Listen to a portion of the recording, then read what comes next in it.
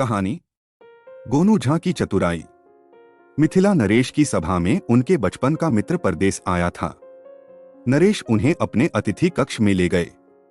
उन्होंने अपने मित्र की खूब आवभगत की। अचानक मित्र की नजर दीवार पर लगे एक चित्र पर गई। चित्र खरबूजे का था।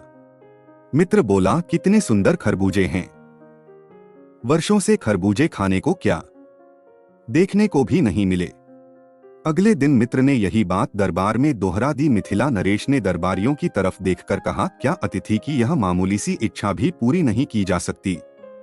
सारे दरबारी, मंत्री, पुरोहित खरबूजे की खोज में लग गए। बाजार का कोना कोना छान मारा। गांवों में भी जा पहुंचे। गांव वाले उनकी बात सुनकर हंसते कि इस सर्दी के मौसम में खरबूजे कहां।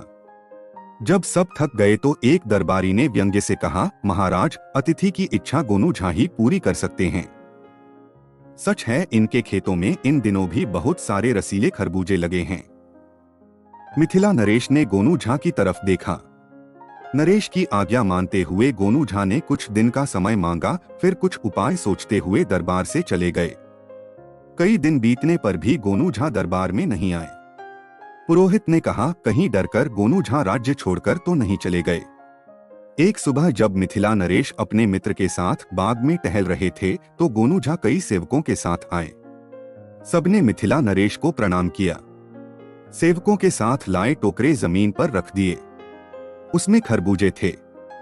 यह देख नरेश खुश हो उठे। उनके मित्र ने कहा कि आज वर्षों बाद इतने अच्छे खरबूजे देख रहा हूं। मिथिला नरेश ने सेवकों से छुरी और थाली लाने को कहा तो गोनू झा बोले, क्षमा करें महाराज, हमारे अतिथि ने कहा था कि वर्षों से खरबूजे नहीं देखे, इसलिए ये खरबूजे खाने के लिए नहीं, देखने के लिए हैं। ये मिट्टी के बने हैं। नरेश सहित सभी दरबारी गोनू झा की चतुराई पर दंग रह गए। गोनू झा की चतुराई पर मित्र भी जोर से हंसा। वाह गोनू झा, समझो हमने खरबूजे देखे ही नहीं, खा भी लिए।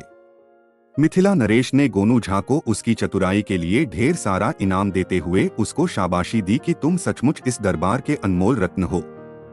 तुम्हारी सूझबूझ से आज मेरे मित्र की इच्छा पूरी हो सकी। अन्य शानदार कहानियों के लिए चैनल को सब्सक्राइब करें। कृपया लाइक करें और कमेंट करें आपको कहानी कैसी लगी।